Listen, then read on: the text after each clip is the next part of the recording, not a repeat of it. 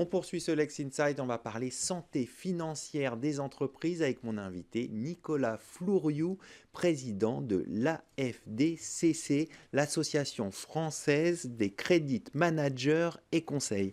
Nicolas Flouriou, bonjour. Bonjour. On va parler ensemble de la santé financière des entreprises, mais tout d'abord, j'aimerais évoquer un sujet Oui. important, le sujet des délais de paiement. Quels sont les principaux impacts économiques des délais de paiement prolongés sur les entreprises françaises? Alors, tout d'abord, un constat. Les délais de paiement, ils étaient améliorés depuis 2008 jusqu'à peu près 2019-2020. 2021, on peut l'inclure, où on était arrivé à peu près à 11 jours de retard. Aujourd'hui, on est plutôt à 13-14 jours. Certaines enquêtes disent même 17 jours de retard de retard de paiement, excusez-moi. Quoi qu'il en soit, on voit une détérioration nette depuis 2 ans. Comment ça La, s'explique? Alors, il y a plein de sujets. Il y a évidemment un sujet de rattrapage, parce qu'il y a pas mal de sociétés qui ont réussi à survivre grâce aux différentes aides de l'État, prêts garantis par l'État, qui sont un prêt, donc quelque chose qu'il faut rembourser. L'URSSAF, pour lequel les cotisations qui n'avaient pas été obtenues, récupérées pendant les 2-3 premières années des années Covid, le sont maintenant. Ce qui fait que bah, ça restait quand même des dettes sociales d'une manière ou d'une autre. Et puis aussi, malheureusement, on a un sujet de conjoncture. C'est-à-dire qu'on estime aujourd'hui qu'on a 66 000 défaillances sur l'année 2024. À fin janvier, on est à peu près à ces alentours de 66 000. Peut-être que 2025, on arrivera à cette barre des 70 000 qui est relativement symbolique. Mais derrière, ce que l'on voit, c'est évidemment, il y a eu un rattrapage de plein d'enseignes. Par exemple, les grandes entreprises, chaque année, avant Covid, il y en avait à peu près 25 qui tombaient en défaillance. ETI, grandes entreprises. Là, sur les 2 dernières années, on est monté à 50. Et encore une fois, à fin janvier, sur 12 mois glissants, on est à 50. C'est des sociétés qui auraient dû faire défaillance beaucoup plus tôt. Donc celle-là, on va dire, entre guillemets, ce rattrapage est quasiment terminé. Il n'est pas totalement terminé, mais quoi qu'il en soit, évidemment, ça joue.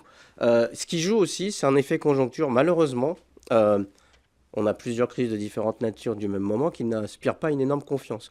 On a une guerre du coup en Ukraine, on a des tensions, guerre au Moyen-Orient, on a des tensions qui vont peut-être amener à des tensions géopolitiques et militaires pour Taïwan, Chine.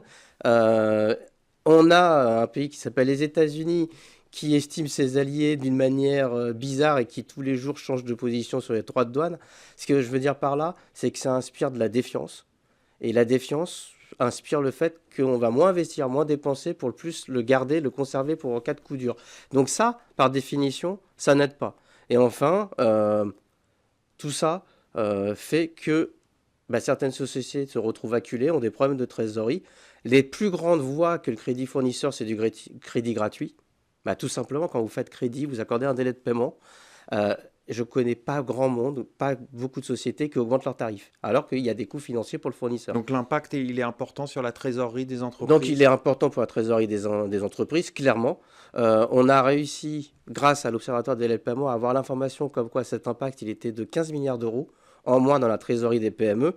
Mais en réalité, si on arrive à l'estimer de 15 milliards pour les PME, 12 milliards, il y a 3-4 ans de mémoire, cet impact-là, il est chez toutes les sociétés fournisseurs qui subissent ces retards de paiement. Et quand on est en France, 2 jours de plus sur un an, c'est énorme, C'est c'est considérable, c'est considérable. considérable. Euh, une autre question qui est importante, on en a déjà parlé dans cette émission, c'est les arnaques et les fraudes. Beaucoup Oui. d'entreprises sont victimes d'arnaques et de fraudes. Comment les entreprises peuvent-elles anticiper et se prémunir comme pour des fraudes comme l'arnaque au président ou encore les fausses commandes? Alors, les fausses commandes, je vais commencer par là parce que c'est quelque chose qui peut arriver souvent. Ça veut dire qu'il faut faire preuve, un, de bon sens, deux, ne pas être ultra réactif. C'est-à-dire, vous avez quelque chose, vous l'exécutez tout de suite. Une fausse commande, je vais donner un exemple. Ça arrive souvent en fin de semaine. C'est un peu la commande magique où on n'a pas grand-chose à faire en tant que fournisseur. Et finalement, ce qui se passe, c'est soit on a des services qu'on va déléguer, soit on vend des biens, type voiture, téléphone, etc.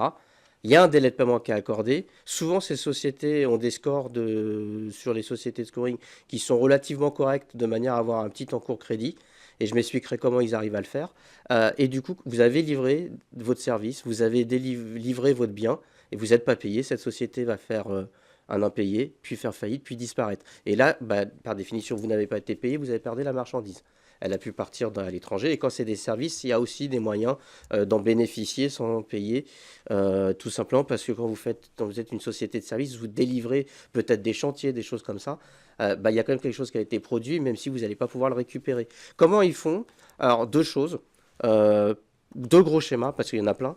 Soit c'est des sociétés qui ont été rachetées-revendus très rapidement, qui était une vraie société avec un vrai historique et qui maintenant est devenue une coquille vide. D'accord. Mais comme elle a gardé un bel historique, qu'il y a des bilans qui ont été publiés, et souvent on peut s'apercevoir quand on remonte le fil que les derniers bilans ne sont pas des vrais bilans, et ben qu'en fait c'est devenu une pure coquille vide. Maintenant, elle a conservé un scoring qui est assez important. Les sociétés de données sont beaucoup améliorées, parce qu'il y a plein de faits qui peuvent mettre en alerte, changement de dirigeant très régulier, des bilans qui sont trop beaux, etc. etc. D'accord. Et ça, c'est le premier cas. Deuxième cas, une société qui est créée, ils mettent 10 000 euros de capital, il y a une attestation de dépôt des fonds, elle est créée. On sait que sur pas mal de scoring, ou en tout cas on voit qu'il y a 10 000 euros de capital social, ça inspire un minimum de confiance pour faire un minimum de crédit. Et finalement ça ne paye pas, pareil ça fait faillite, ça part dans la nature, et on s'aperçoit qu'en fait l'attestation de dépôt des fonds, elle était fausse. Et entre-temps la société a plié et elle n'existe plus. Donc ça c'est les deux grands schémas, mais évidemment il y en a plein. Donc bien faire attention à se renseigner sur Oui. les entreprises, à regarder les bilans, à regarder l'organisation de la société, voir s'il y a Oui. vraiment des dirigeants derrière, etc. Oui, et puis, alors évidemment, on peut peut-être pas le faire pour tous les cas, mais faire des visites sur le client. Vous pouvez demander des paiements plus sécurisés, des acomptes, obtenir d'autres éléments, et vous voyez en fonction de toutes les pièces que vous pouvez recevoir, si vous avez plein d'indicateurs qui font warning. Vous pouvez demander le RIB. Aujourd'hui, on a des outils, alors évidemment, ça est payant, mais qui permettent, avec le RIB, de faire le lien avec le sirène pour voir si c'est cohérent et voir si ce RIB n'a pas été touché dans d'anciens sujets de plus ou moins d'arnaque ou autre. Pour les fraudes au président, il y a un peu de ce sujet-là. Ça veut dire qu'il faut mettre des process. On a coutume de se rappeler de l'histoire de Singapour d'un virement de plusieurs millions avec une fausse vidéo. En réalité, quand on creuse le sujet, on s'aperçoit d'une chose, c'est évidemment, il y a eu une fraude, la personne s'est fait avoir, mais elle a fait le virement, il n'y a pas eu de valideur. Oui. Il n'y a rien eu. Évidemment, il n'y a pas de process. Donc, à mon avis, remettre des procédures bien comme il faut, être Attention super au process. vigilant. On n'empêchera pas toutes les fraudes. Mais il y a des grosses fraudes comme ça qui peuvent être largement empêchées. Pour finir, vous l'avez cité tout à l'heure, 66 000 défaillances d'entreprises, c'est historique. Quels enseignements peut-on tirer de la gestion des défaillances en 2024 pour mieux anticiper et répondre à la situation en 2025? Alors, c'est historique parce que quand on a eu la décennie 2010-2019, on était habitué à un nombre de faillites de 58 000 défaillances. Là, je parle de redressement judiciaire, liquidation judiciaire. Quand on regarde plus dans les détails, on avait eu une année 2019 exceptionnelle, de mémoire 56 000, et on est remonté maintenant sur les 66 000. Maintenant, quand on dit ça, il faut aller un peu plus dans les détails. On voit qu'il y a trois gros secteurs d'activité qui sont sujets aux défaillances. On a la construction en nombre, 14 000. On a aussi l'hébergement en restauration de mémoire 13 000. Et ça, c'est les deux gros secteurs. Quand on va regarder, par contre, d'une année sur l'autre, on s'aperçoit, et même en comparant à aux années 2010-2019, qu'il y a un secteur d'activité qui ressort plus, qui sont les transports et entreposages, où là, il y a un sujet de plus de 55%, et où il faut être assez vigilant. Je terminerai sur un secteur, tout ce qui est aide aux sociétés, évidemment, dans une période où on doit couper les coûts, subissent aussi les défaillances. Évidemment, on pourrait parler aussi de l'activité immobilière. On va conclure là-dessus. Merci Nicolas Floriou. Je rappelle que vous êtes président de l'AFDCC. Merci. Tout de suite, l'émission continue. On va parler du juriste immobilier.